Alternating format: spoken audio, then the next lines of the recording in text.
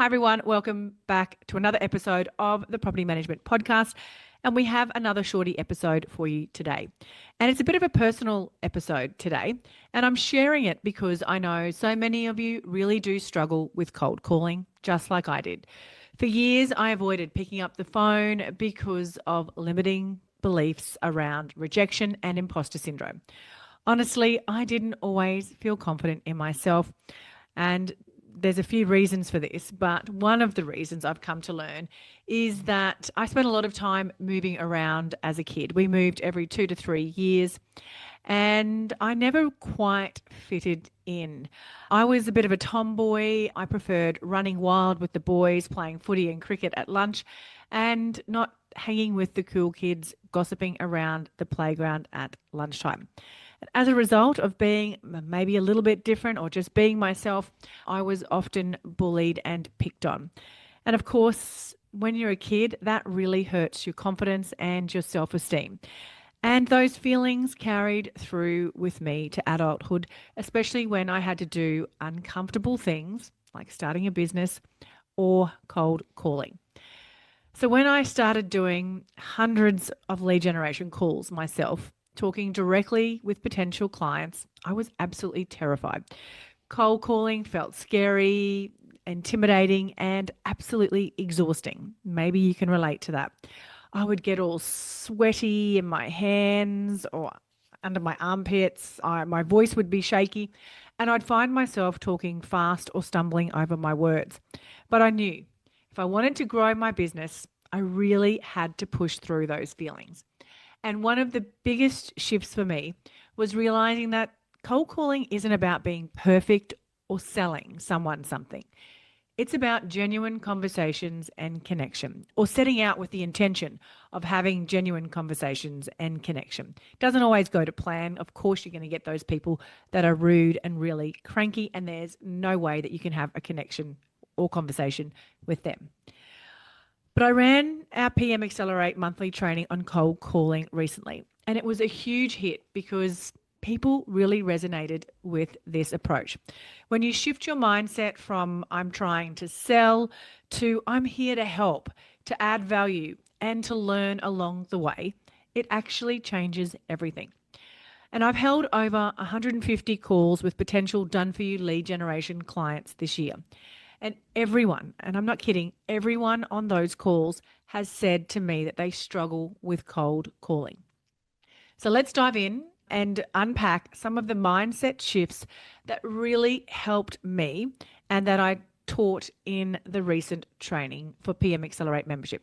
The first mindset shift that you need to make is that rejection is not personal. It's just part of the process. Every no or a no response isn't a reflection on your value. Instead, it's an opportunity to learn. Often when someone doesn't respond or says no, you gain insights into what potential clients or investors want or don't want. So those no's give you valuable feedback to refine your message and approach. And maybe you need to improve some things in your business as a result of those conversations. The second mindset shift you need to make is focus on building connection, not just closing deals. Cold calling is about creating relationships and opening doors, not pressuring someone to sign up immediately. When you genuinely listen and show interest, it opens conversations and trust. The third mindset shift you need to make is embrace discomfort as a sign that you're growing. Feeling awkward or nervous on calls is 100% normal, especially at the start. The discomfort means that you're pushing beyond your comfort zone, which is exactly where the amazing growth starts to happen. And the fourth mindset shift you want to make is prepare but stay flexible. Scripts do help, but don't be robotic. Listen carefully and adapt to the person you're speaking to. This makes calls much more natural and builds confidence. And when I started putting these shifts into practice, I promise you amazing things start to happen. In 1 year, I gained over 100 managements, not just from cold calling alone, of course, but it was a huge part of a bigger picture. One story I love sharing is about meeting a mum at the school tuck shop on cross country or swim carnival day.